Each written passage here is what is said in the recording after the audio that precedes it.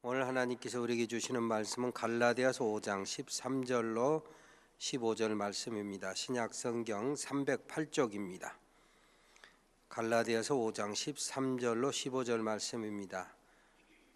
여러분 이 말씀을 찾아서 여러분 의자 앞에 놓으시고 다 함께 일어서서 겸손하게 하나님의 말씀을 아멘으로 받겠습니다. 제가 봉독하겠습니다. 형제들아, 너희가 자유를 위하여 부르심을 입었으나 그러나 그 자유로 육체의 죄를 삼지 말고 오직 사랑으로 서로 종노릇하라. 온 율법은 내 이웃 사랑하기를 내 자신같이 하라 하신 한 말씀에서 이루어졌나니 만일 서로 물고 먹으면 피차 멸망할까 조심하라. 아멘. 이 말씀 하나님의 말씀입니다. 앉으시기 바랍니다. 책상 위에 메모지를 정리하다가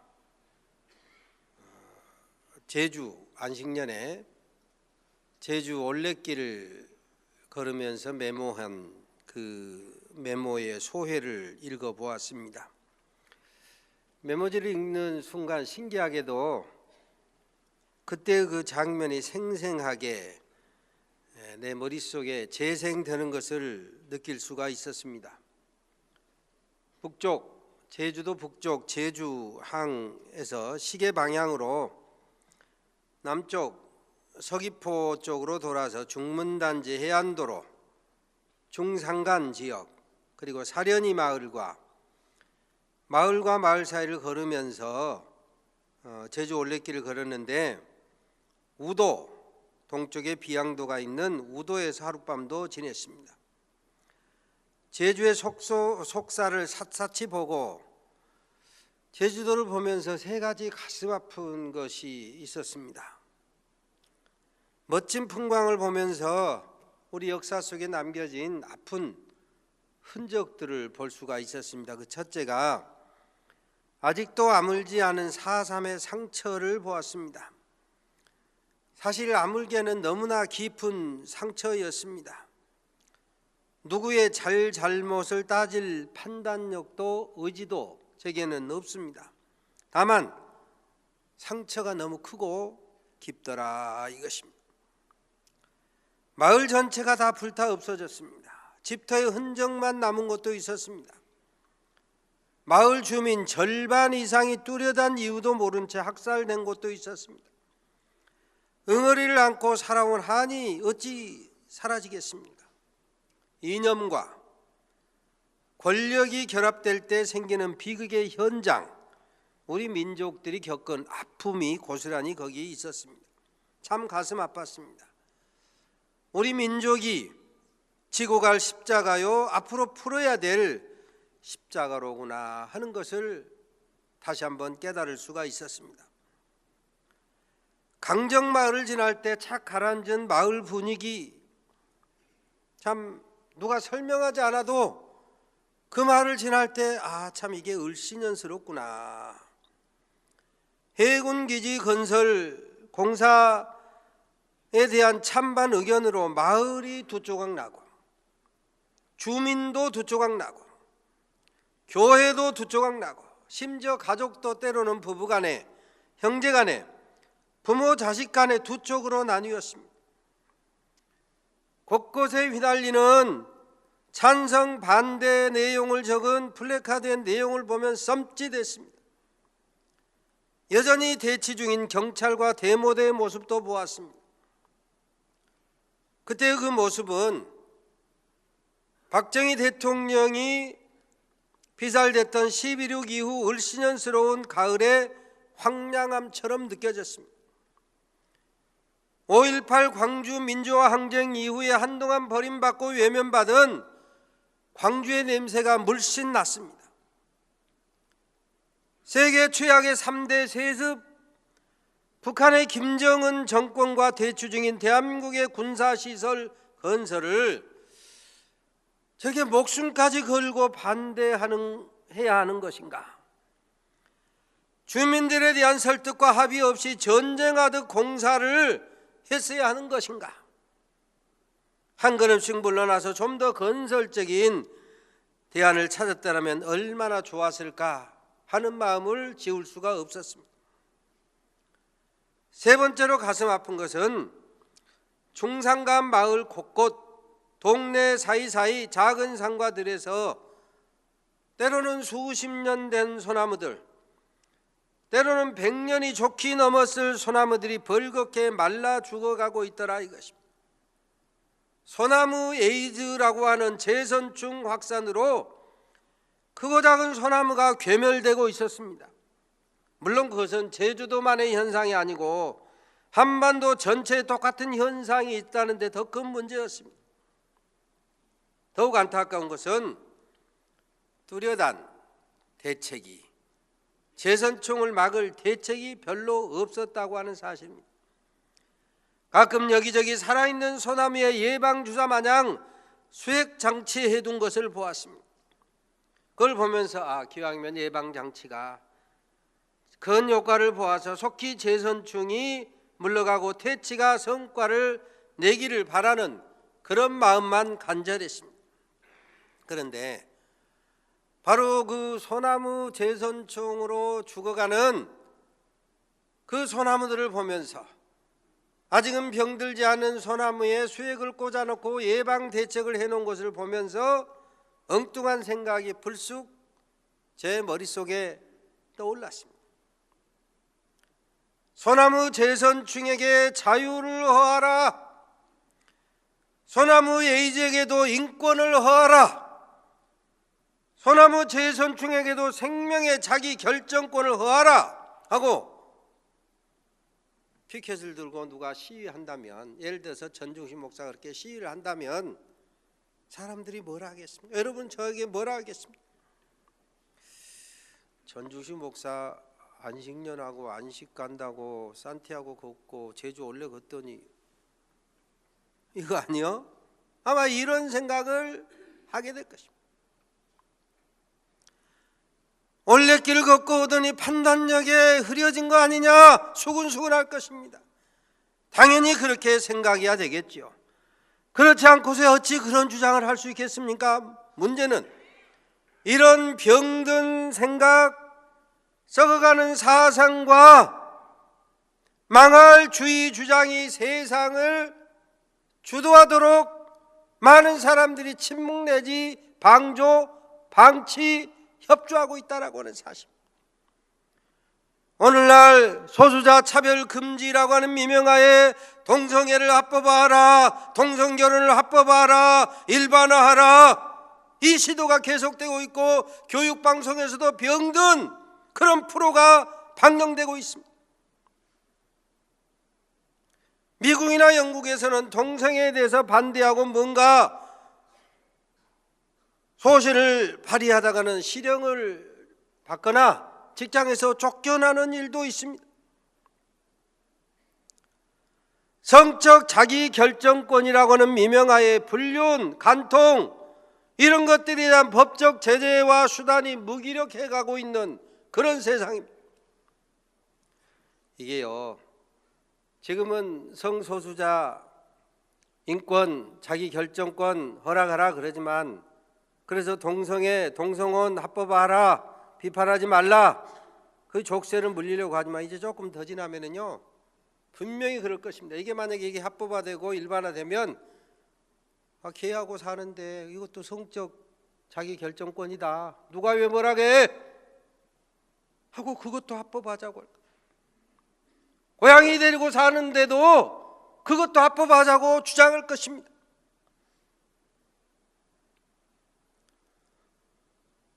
저는 신명기 28장을 축복과 저주의 장이라고 하는 성경을 읽으면서 언젠가부터 새로운 깨달음을 얻었습니다. 하나님이 내려주시는 축복, 하나님의 말씀을 순종하는 자에게 주시는 복 가운데 13절 이하에 보면 머리 되게 할지언정 꼬리 되지 않게 하시고 위에서 주도할지언정 아래서 휘둘리지 않게 하신다. 물론 제가 말씀을 조금 편안하게 했습니다마는 이 말씀이 도대체 뭔가. 하나님이 축복하시는 세상 공동체 개인의 삶 속에는 건전한 상식과 건전한 법제도가 세상을 주도하는 그런 세상 사회 공동체가 된다.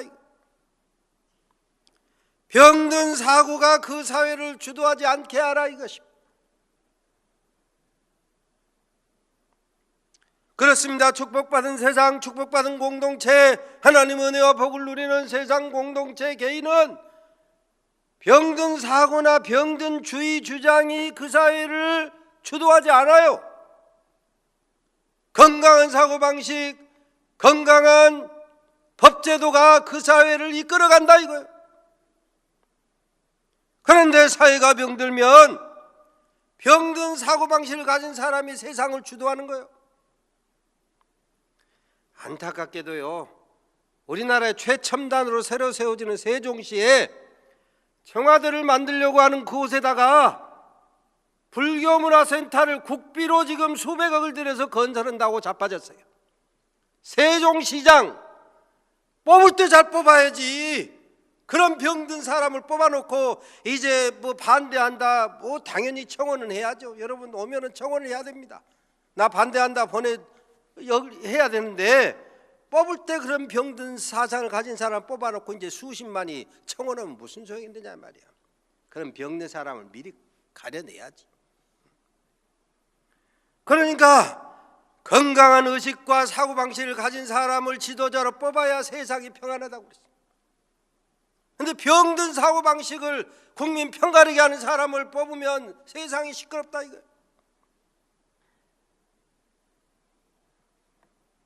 오늘 성경에 분명히 말씀합니다.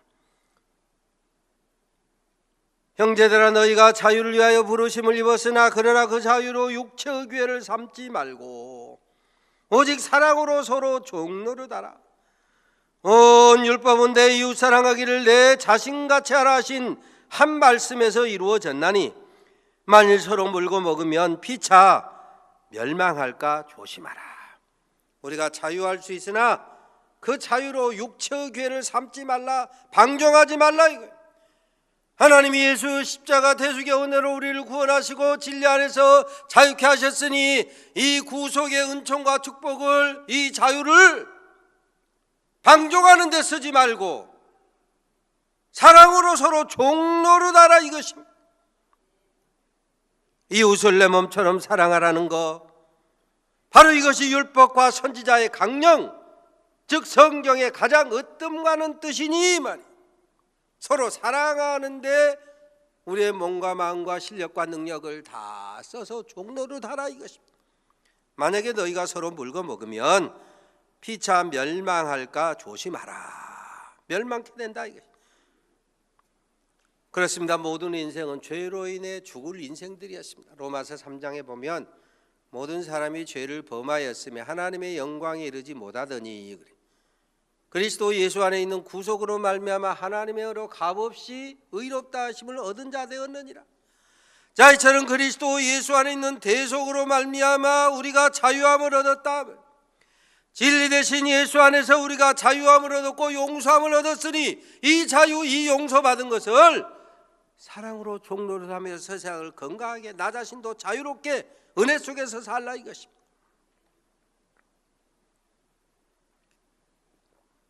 구원받았으니, 자유 얻었으니 맘대로 살아도 된다? 아닙니다. 그리스도인의 자유는 방종하지 않는 것이고 종노릇하는 자유다 이것입니다. 사랑으로 섬기고 말씀에 순종하고 하나님의 선한 도구로 하나님의 법을 이 세상에 만들고 세워나가는 헌신하기 위한 자유더라 이것입니다. 남이야 어찌되건 말건 자기만 자유한다? 이거 사입이요. 이게 이단입니다. 이게 적그리스도입니다. 이게 마귀의 신법입니다. 구원파, 오대양, 박옥수 등등이 하나님의 법을 무시하는 이단들의 사고방식이다 이것입니다. 성경은 가장 큰 계명이 무엇입니까? 내 마음을 다하고 성품을 다하고 힘을 다해 내 하나님 여호와를 사랑하라.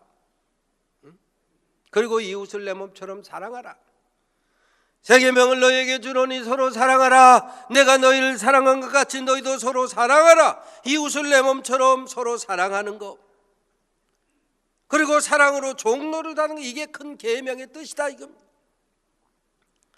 말씀의 경계를 넘지 아니하고 말씀에 합당하게 살아가도록 이 사회를 건강한 사회 공동체로 만드는 것, 이게 주님 뜻이고 그 뜻대로 순종하며 사는 것이 믿음이다. 그래서 우리가 사는 세상이 복음에 합당한 세상, 복음에 합당하게 살기 때문에 그것 때문에 내가 종로도하며 산다 이것입니다. 육체의 더러운 본능이 지배하는 사회는 망할 수밖에 없습니다. 자유인 것 같고 성소수자를 그냥 배려한 것 같지만 그런 사람이 주도하는 세상은 망할 수밖에 없어요. 유다서 10절에 보면 본능대로 살면 본능이 하는 그것으로 멸망하느니라 그랬어요. 우리가 잘 아는 대로 소돔과 고모라, 소돔이라고 하는 말에서 나온 뜻이 소돔이 소도마이트, 동성애, 동성혼, 수간, 아주 더러운 말이 다 나와요. 소돔과 고모라 하나님께서 더는 볼 수 없으니 불과 유황으로 심판하지 않았습니다. 지금도 그 위치가 어딘지 정확히 알지 못해요. 노아 시대에 죄악이 관영하니, 죄악이 관영하다 그 말은 흘러 넘친다 이 말, 가득했다 넘친다 이것입니다. 그러니 하나님께서 홍수로 심판하고 다 쓸어버리고 오직 8명만 남기신 겁니다. 지금은 관광지로 가끔 가고 있습니다마는 타락한 로마의 폼베이, 당시의 항구로서 가장 발전된 곳 중에 하나인데 극도로 타락한 도시 폼베이, 화산 폭발로 하나님께서 덮어버리고 1000년이 넘도록 사장되어 있었어요. 말씀이 흐르는 사회야 소망이 있습니다. 말씀에 기초한 법을 만들고 제도를 만들어야 발전하고 생명의 능력을 가지고 건강하게 유지될 수 있다 이것입니다. 육신의 정욕에 기초한 병든 사상이 주도하는 세상 말고 말씀이 주도하는 세상을 우리 그리스도인이 만들고 구원받은 사람들이 만들도록 해야 된다 이것입니다.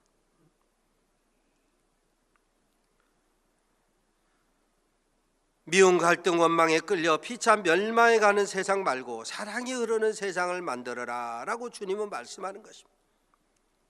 말씀의 경계를 넘나드는 이념이나 편가르기에 목숨 걸지 말고 말씀에 기초한 세상, 우리 주님 마태복음 7장 24절에 보면 누구든지 나의 이 말을 듣고 행하는 자는 그 집을 반석 위에 세운 사람과 같으리니 때로 이 세상 살면서 비가 내리고 창수가 나고 바람이 불어도 그래서 그 집에 부딪혀도 무너지지 아니하나니는 그 주초를 반석 위에 세운 연고요.